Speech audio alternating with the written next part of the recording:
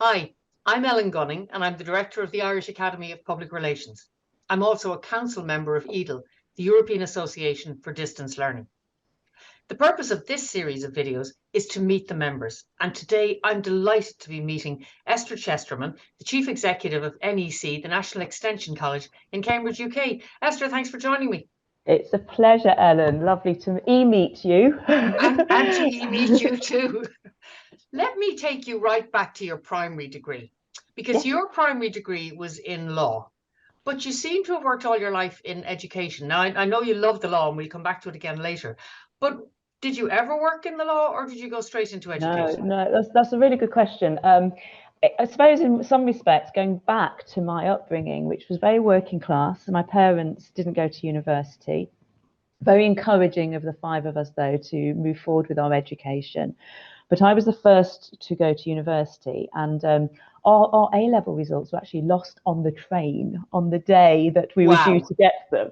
And I received much better results than I'd expected, but clearing was all got in those days. It was all very different. You were phoning up, trying to get through to the university.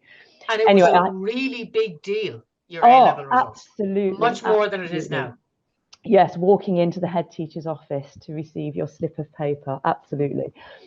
So I then went and studied law, which was really just because somebody sat next to me on the UCAS application form had put law. And my parents didn't really have an understanding of how applications work to university. So it was a real sort of journey for me of learning. And it was a journey of learning who I was more than the subject. So I enjoyed the subject, I enjoyed studying it, but I realized actually practicing law wasn't where I wanted to be. Okay. I early on felt that perhaps the degree wasn't quite the right degree for me. I did then go on to study as an adult a master's in law, actually. So I did that when I had three little children. But I left university and went into, I joined a graduate program at Arcadia, which was a retail organization, and I moved through into management and then training. So that was the route I took at that point. And that was really good, a really good grounding. I think anything to do with service, customer service and sales, really good grounding for understanding people. And that's where my journey then into education went. And was it the training element then that particularly caught you and you thought, I want to do more of this in whatever way? Absolutely. Absolutely. At the time, I was deputy manager of principals in Marble Arch. And obviously, I was in my 20s, had lots of energy then. Really early You look like a start. woman who still has lots of energy now, I have Well, to tell you. really early starts, really late. But I took on the role of training all the new managers who came through, from the organisation. And I really enjoyed that. So then I moved into training roles and then moved into teaching and education from there. And training is a really good grounding for teaching and education because it gives you a real understanding of how difficult it can be to impart knowledge to somebody on the other side. So you're Yeah, almost starting from the other side of the fences. What will people learn if I adopt this style of teaching? So you yeah, went into education and you're now chief executive of NEC, which is 60 years old this year. yeah. I'm not familiar with NEC. Tell me what it is, what it does, and what are you doing to celebrate your 60th birthday? Yeah, it's a big one. So I'm so proud to work here. And we had our birthday party on Wednesday. I'll talk a little bit more about that. So the National Extension College, it was actually started 60 years ago as a pilot for the Open University. And we work very closely with the Open University, a really key strategic partner of ours. So Michael Young and Brian Davis, who set up the organisation, they were really looking for a way of people to access education if they hadn't been able to get to the grades or the qualifications they wanted in the beginning.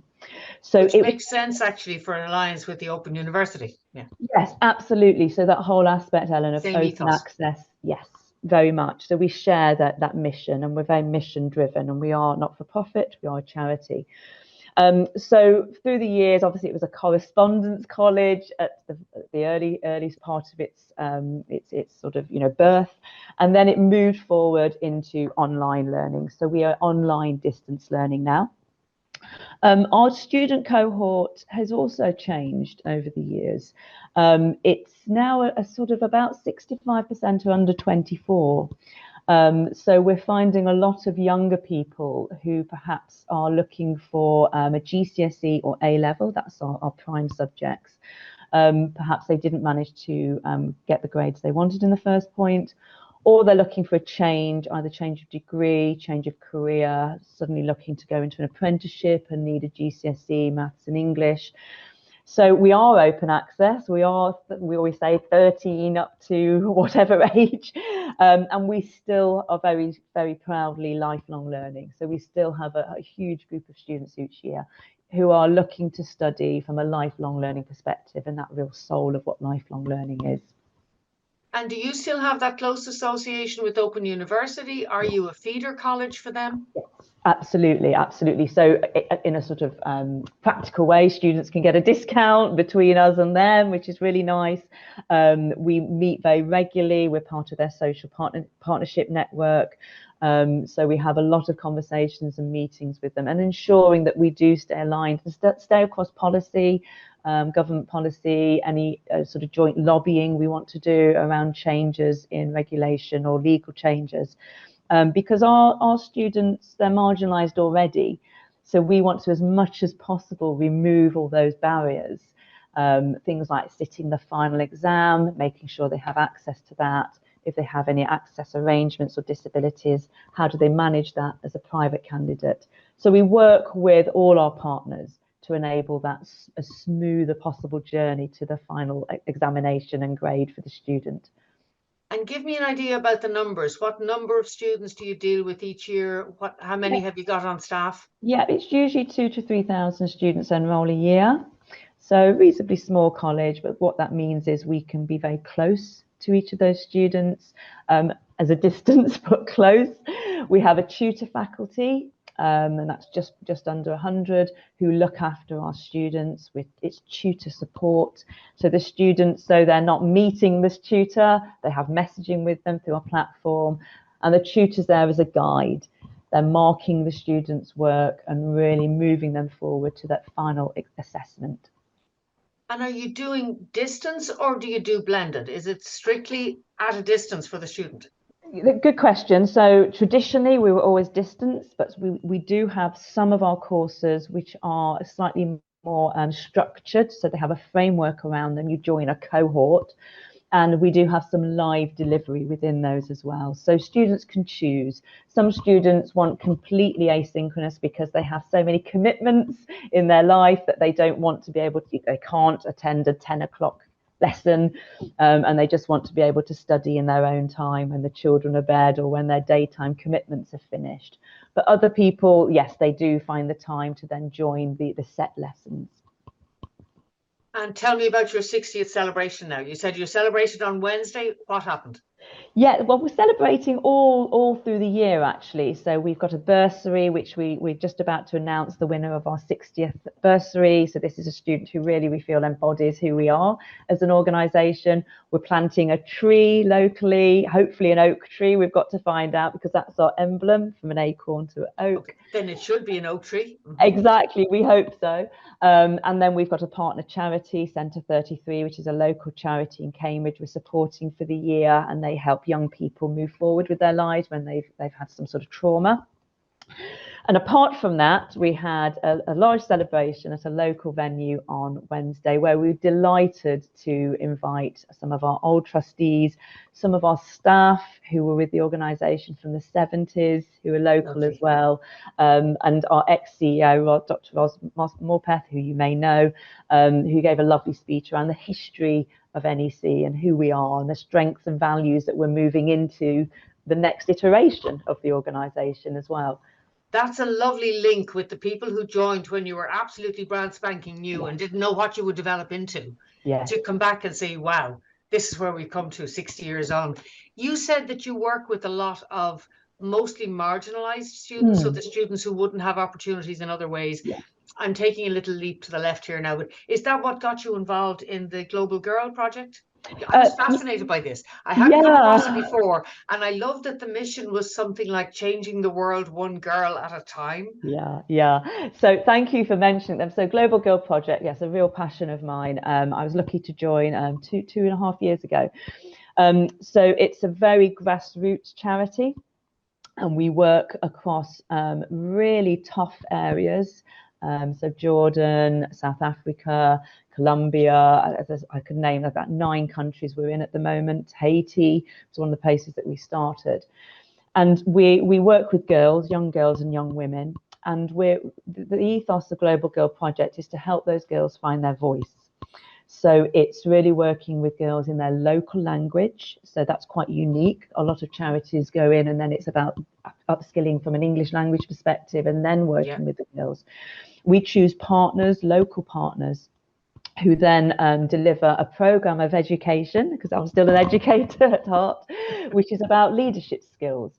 So again, the girls finding their voice in a community where girls' voices may not be seen or heard. They join a group and the facilitators help them develop sort of soft skills around leadership and speaking and communicating. And at the end of the program, they deliver a community project. And we've had some fascinating topics, some around quite big issues around young marriage.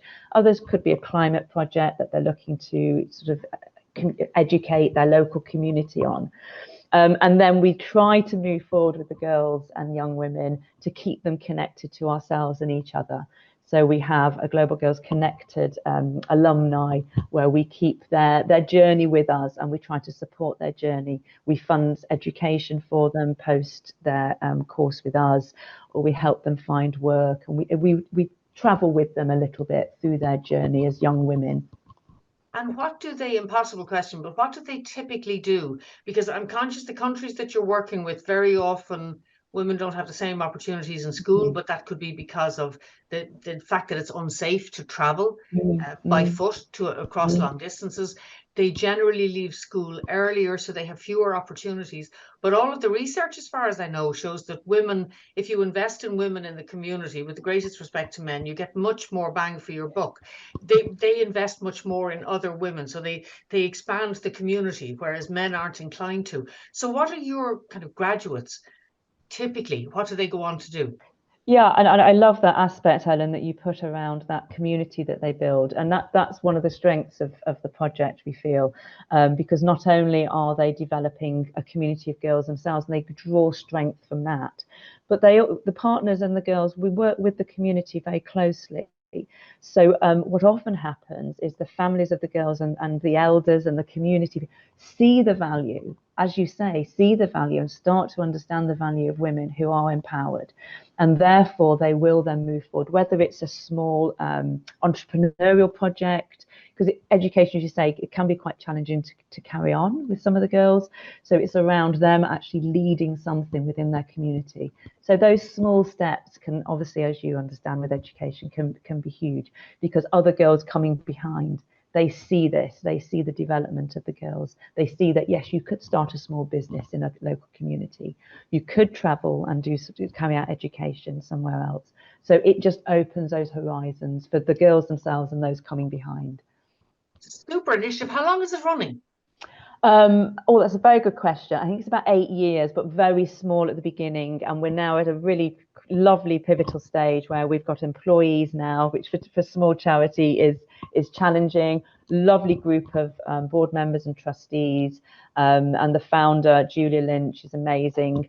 So we're looking at new corporate partners. We've got some, so we're really, as it is always the case with a small charity, fundraising is the key.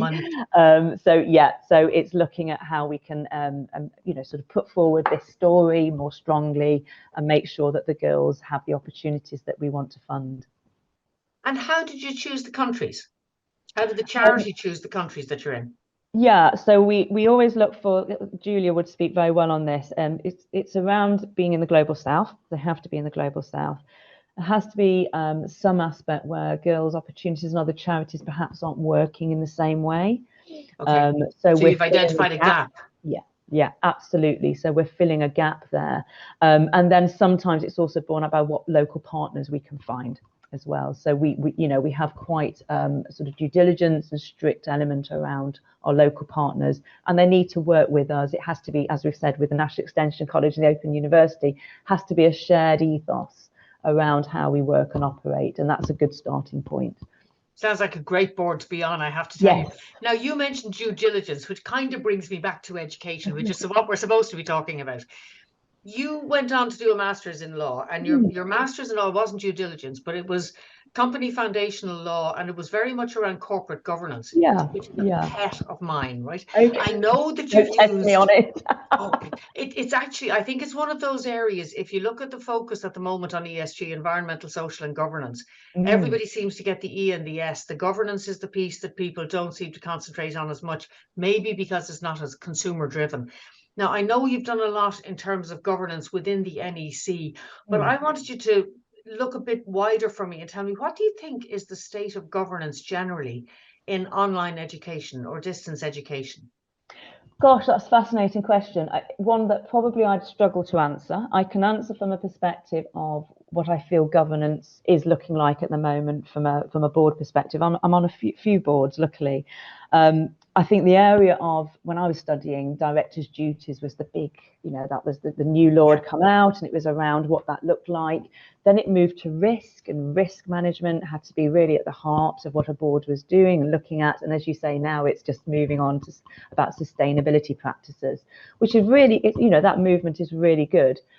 I think, as you've rightly said, Ellen, I think perhaps there's a misunderstanding of what that actually is and how it's actually lived on the ground. And that's always the problem with boards and the executive. It's what a board is saying and doing and responsible for, and then what the executive is actually implementing. Sometimes there's a disconnect between those two. I don't know what the answer to that is. One of the boards I'm on, we try very hard to work very closely with the executive team and help them feel supported, not scrutinized in the wrong way. It's generally, I think it's down, good governance is down to that relationship building between people. Interestingly, I wonder whether that is more of a challenge now that we are generally meeting online more as boards, which has advantages because people, your attendance is better. People tend to be, but I'm wondering whether you miss that really strict, strong relationship building between the executive and the board. And that's going to be an interesting area, I think, to explore further. It'll be a very interesting one, because I think part of good governance, as you know, is that you live it. It's kind of in your DNA. You instinctively say this is the right thing or the wrong thing, or I need to check this. This doesn't feel right. And I don't know how much of that. I don't think you can do that fully by distance. I think part of that is it's the people, it's the face to face. It's saying, no, Esther wouldn't be happy with that, so maybe I need to bounce it by her and make sure that's the way we do it. But it's an interesting piece that boards are becoming more conscious of it, which I suppose is really good. And do you see anything different about online education, governance and online education, rather than any other sector, or do you think they're all going through the same quandary? Yeah, I'm not sure, Ellen. Obviously, from a sustainability perspective, online hits quite a lot of markers quite quickly, which is very good. But I wouldn't say there's anything unique that I've seen myself, and it may be something that you've seen, Ellen, I don't know.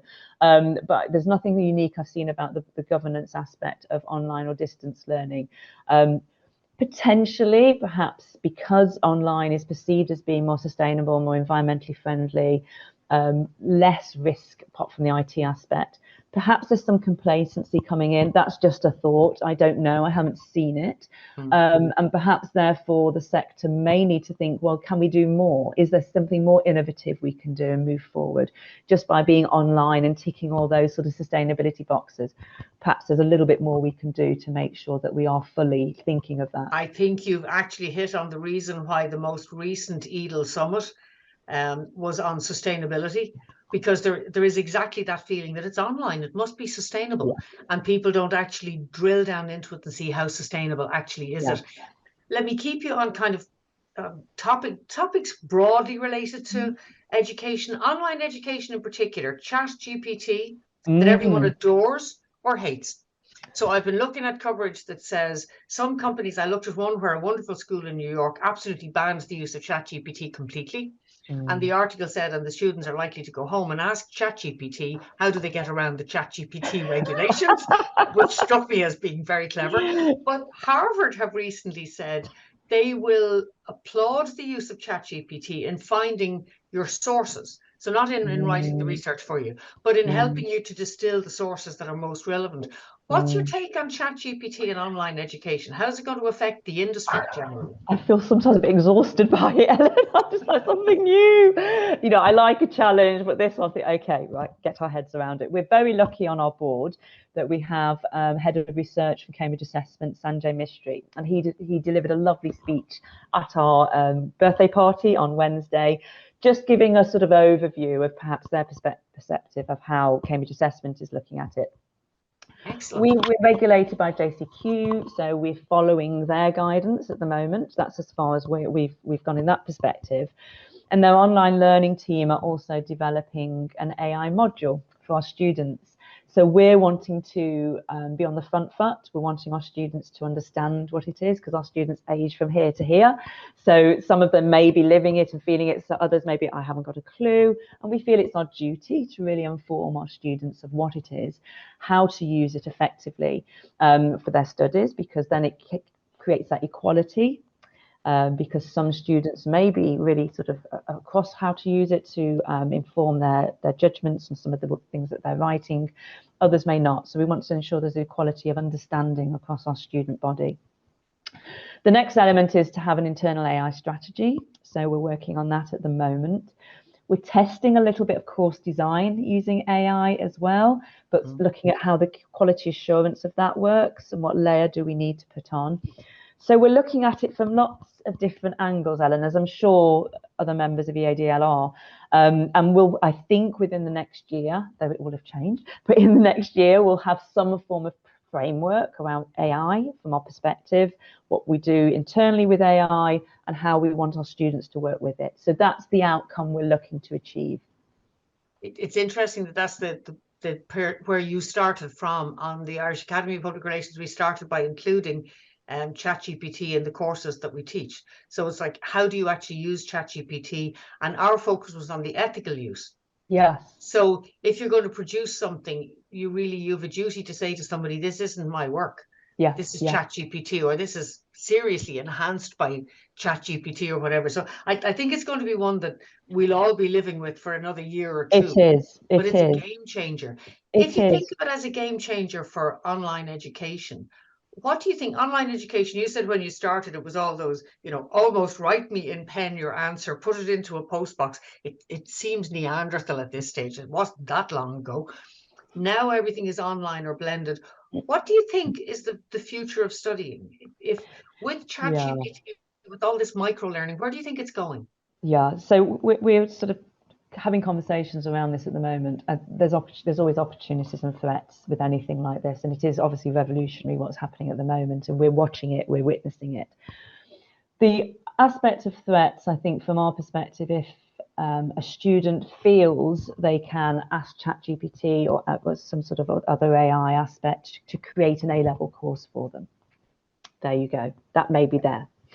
So we need to, as a sector, I suppose, look at what are the other aspects of what we deliver that have real value to students' progress and their understanding of learning. So we're focusing a lot on our tutors.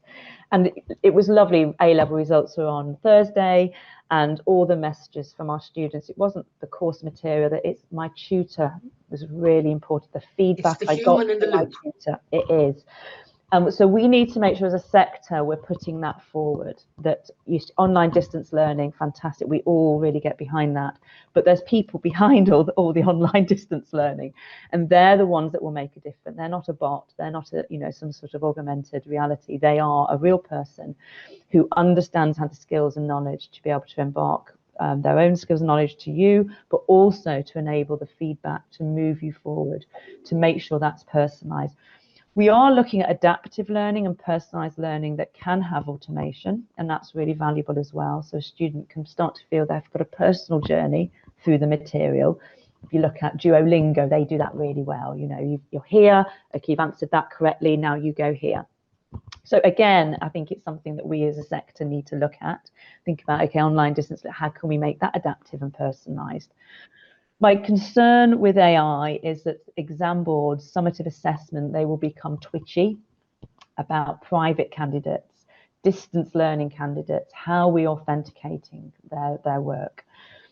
For Interestingly, the government tends to have gone back to very linear, very exam-based learning anyway, whereas obviously you've probably been in this cycle with me. There was a moment where we were moving to coursework, applied learning, which, you know, we won't debate that today.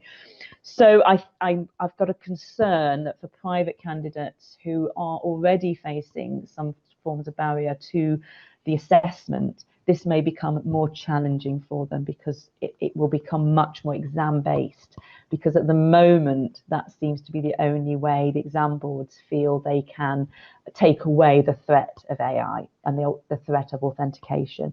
So it's something to watch, I think, Ellen.